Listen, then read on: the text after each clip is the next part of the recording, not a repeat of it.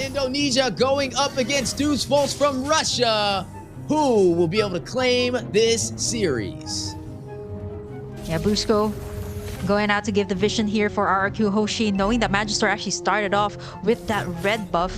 Maybe possibly be a menace here, or a nuisance rather, in the jungler here up against Deus Vult. Even Octa is here rotating towards them, but Kid Bomba though on the top side, a solo kill being picked up there by the Benedetta, by Banana here of RRQ Hoshi. But Brusco right now getting dealt with here by Sawo, being punished there for overextending.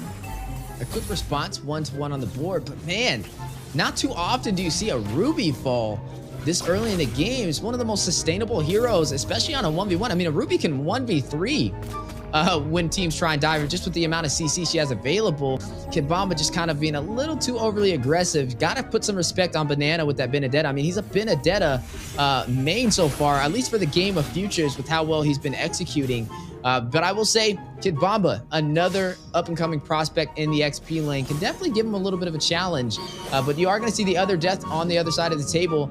That is going to be Sawo, who did pick up the assist. The kill went to Magister. That is the jungle for the side of Deus Vult. She's going to put him a little bit ahead of Irad in terms of these rotations and farm.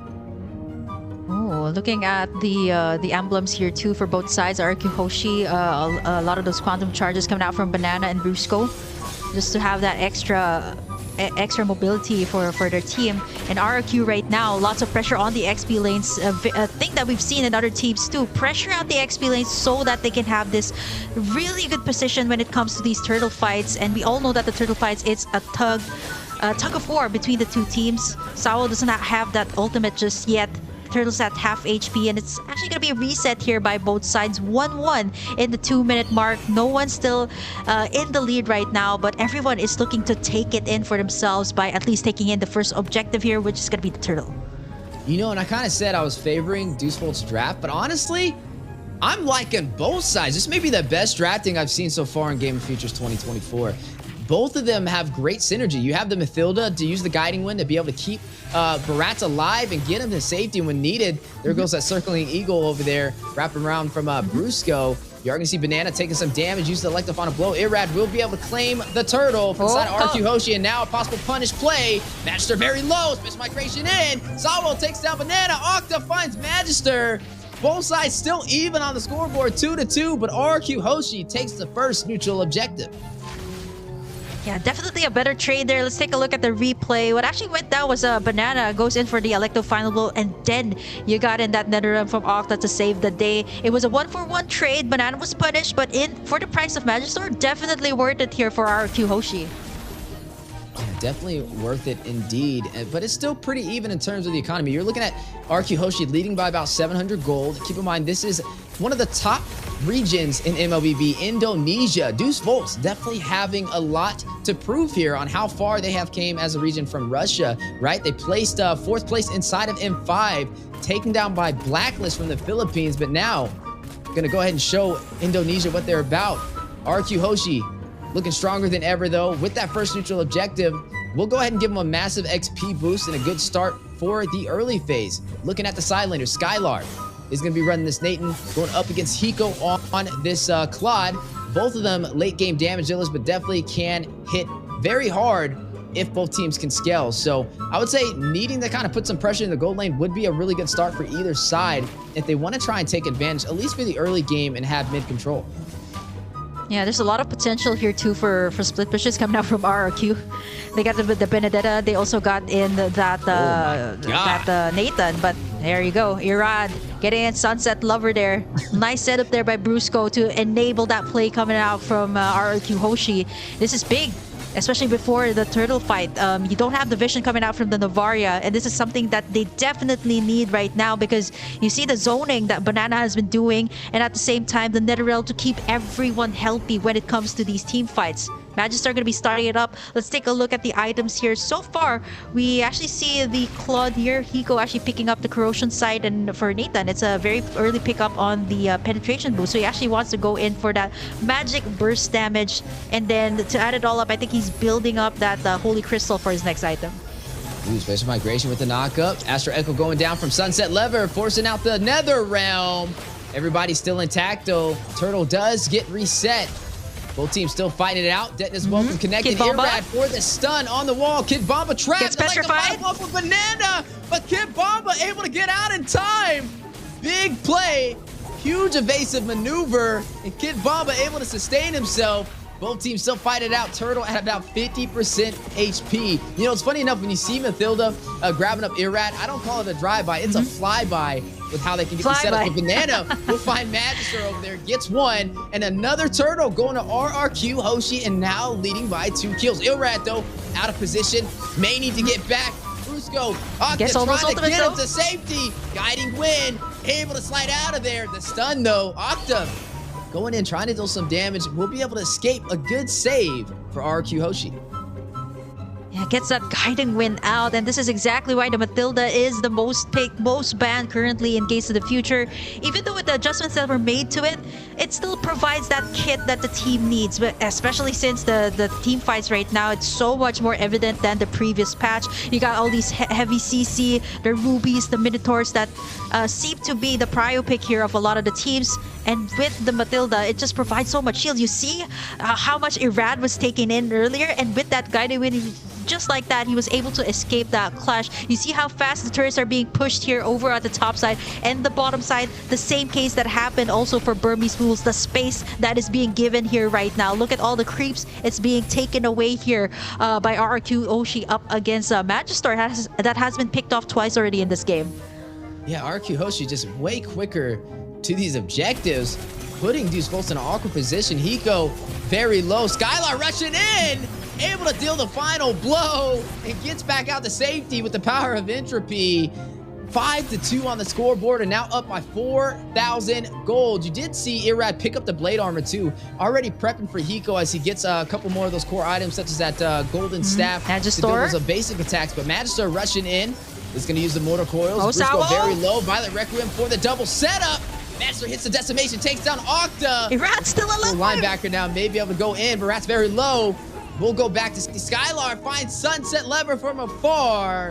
6-3, RRQ Hoshi leading the early game. Let's take a look at that replay. Nice circling eagle there from the side of RRQ Hoshi. They got that nice setup from Sawo though, and that tug in from Kid Bomba. It was only Octa that paid the price there, and that's what we really get when you have that Nether Realm up, right? Like, you're able to sustain anyone, you're able to do all these aggressive dives that RRQ Hoshi has been doing even under the turret here of Deus Vult. Here comes the vision coming out from the side of Deus Vult. I think it is going to go to the side of RRQ Hoshi here, but here comes the Circle Eagle once again from Brusco. Connecting a full bullseye on the Magister. Able to get away though. 1 HP escape. Nether Realm proc. Octa getting away. Good saves from Brusco so far with the guiding win on this Mathilda. I guess we're seeing why it's the most banned hero of Game of Futures 2024. I mean, just look how well he's executing on keeping his team alive, not only providing the escapes, but providing the shields when necessary to negate the damage. Wow, look at the gold here of Banana, 6,370. A whole lot more than what Kid Bomba has, who's standing at the 4,399. I mean, even the Mathilda here has so much more gold. And look at this, ongoing fights all across the board. Sawo unable to get that setup, but Irrad's taking up a lot of the damage this time, not able to get out the Blazing Duet to clear out the waves. And that is going to be the Irrad for the price of taking in the turrets here. It is still going to be Deus Vult finding something out of that one. It's funny you were talking about Banana's gold. He even had more gold than Hiko, and he's in the gold lane. That just shows you how well Banana is performing today, as you are going to go ahead and see the Lord take the tier 2 turret on the bot side. The map opening up for the side of RQ Hoshi, claiming majority of the real estate for Deus Vult so far, having a hard time responding, and now down by 5,000 gold. Highest kills on the game is a tie between Skylar and Banana. A battle from the side laners, who we mentioned having such a strong game, especially when they went up against Team Lilgun. They had a hard time just beating them on the one-on-one matchups in the side lanes, and this is where RRQ Hoshi thrives. You're able to see Skylar often be able to beat his opponent in that lane, and the same thing with Banana running the Benedetta, able to out-rotate. But speaking of rotation, Sawo checks the push. Fish migration in for the setup, and now the Nether Realm response from RQ Hoshi, full sending it. Kid Bomba very low, gets away from Banana. Electro final blows to safety. and neither side will find any casualties. Oh no, but Irad right in the middle of everything. Sawo does not have that setup just yet. Irad can pretty much tank up any of the damage being tossed out here by Deus Vult. 10 minutes in, RRQ Hoshi with a 32k lead. And of course, the real estate that is really pricey these days, and something that RRQ Hoshi definitely has in this game. Not only that, they can also get all of the resources around the map. Deus Vult not able to take anything in as of the moment. And 30 seconds in, we're going to be seeing the first Lord of Gate spawn in the Land of Dawn. As for Deus Vult, they really need to have these nice setups coming out from Kid Bomba or Sawo here, and so far they've been getting it. But what's really hard is Octa's been popping in that Nether Realm, which is kind of like everybody's health is all the way back up to full, so pretty much nullifies what the setups are doing. But what they really need right now is going to be the Blazing Duet coming out from Hiko. I saw that he actually picked up the Demon Hunter sword already, maybe going in for the Golden Staff for his next item, so he should be able to dish a great amount of damage once it at least reaches the 15 mark of the game. But RRQ Hoshi is not letting up. They're going to be taking in this Lord without any contest at all from Deus Vult. And Deus Vult needs to watch out for Skylar. He's already 2,000 gold ahead of Hiko. I mean, you see how fast he shredded down that Lord, and that's just kind of a little bit of a preview on what he's going to be able to do if it comes to these 5v5 engagements if Deus Vult is not careful. Now, they need to find a way to turn this around, right? It's not too far out of the ballpark yet for them to have a chance to turn this game in their favor, but they may have to start playing for the late game. I mean, you're seeing this Lord crash in. They're down to their inhibitors already at the 12-minute mark, and RRQ Hoshi going in for blood. Ketsusawa has to use special vibration to get out, but Skylar will find Kid Bomba on the top side. Electrify to blow. There's the Petrify. The stun. You're going to see Blazing Duet force down Skylar. We'll find the inhibitor opening up the base for Deus Vult. Now the counterplay. Magister very low. Netherrealm going down. Skylar with the mega kill finds Magister. 2 members down for Deus Vult, and the base has been cracked open. RRQ Hoshi completely dominating this last 12 minutes. Oh, it's only Sunset Lover. Sawo and Hiko left to defend. Can they make it? There's a lot of minions coming in here, crashing in the base of Deus Vult. They still got that Blazing Duet though. Can they defend this one? 12 minutes in. RRQ Hoshi just taking it in. Kid Bomba with a nice tug, but there comes the climb back here from RRQ Hoshi. Banana! Wow, 2 for the price of none. RRQ Hoshi. Everyone's still alive right now. Yeah, the Astro Echo does connect, providing a lot of slow on RRQ Hoshi, but they're still taking the fight to their home turf.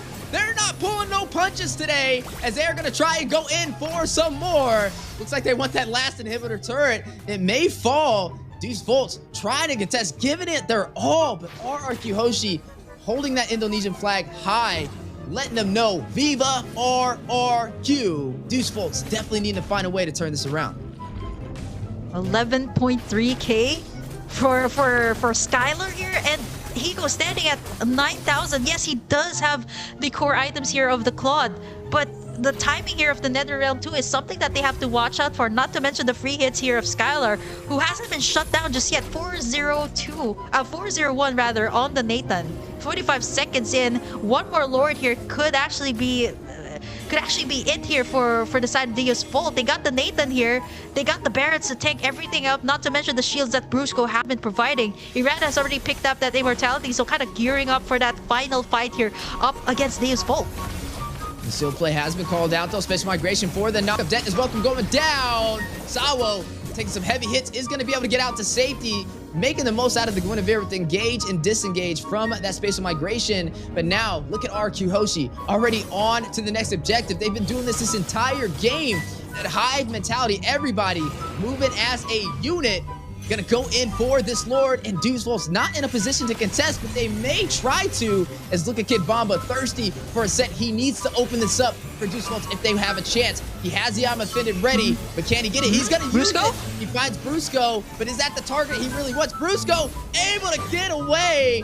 That is Banana the midfielder, not the target you want. Banana wrapping around the backside. Electrify to blow. That's the Blazing Duet from Hiko, connected to the members of RRQ Hoshi, but not dealing massive damage.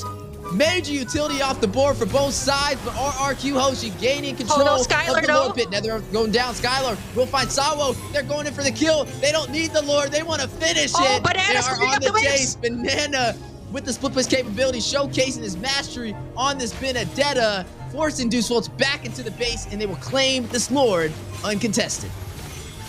You see how RRQ Hoshi was just baiting out all of those ultimates, baiting those purifies from the side of Deus Vult, so they don't have anything. Once they headed to the Lord fight, it was a free Lord for RRQ. Banana even cleared out that wave on the mid side just to make sure that the minion waves will go to the side of Deus Vult, pressuring them to go back to their base. 15 minutes in, 50,000 for the side of RRQ Hoshi. It's almost an 11k lead for the Kingdom, and they're looking to take in this first game up against Deus Vult. Here comes the Lord. 50-minute marks, the enhanced Lord for the side of RRQ Hoshi. The only thing here for Deus Vult to do is to have that setup, but right now the mobility, the shields that is being provided here by Brusco is not something that they can easily deal with. Here comes this setup from the side of Sawo, but Brusco comes in with a clapback. Yeah, Astro Echo will connect too as well. Forcing out Netherrealm. Octa gets killed. Skylar finds Cywolf. You're going to go ahead and see the Blazing Duet go down. Lord almost bursts it out of the game, but makes his way to the base. Crystal, 50%. Octa gets a double. Takes out Kid Bomba. 10%. Skylar finds Hiko, and down goes the base. Viva RRQ takes game 1.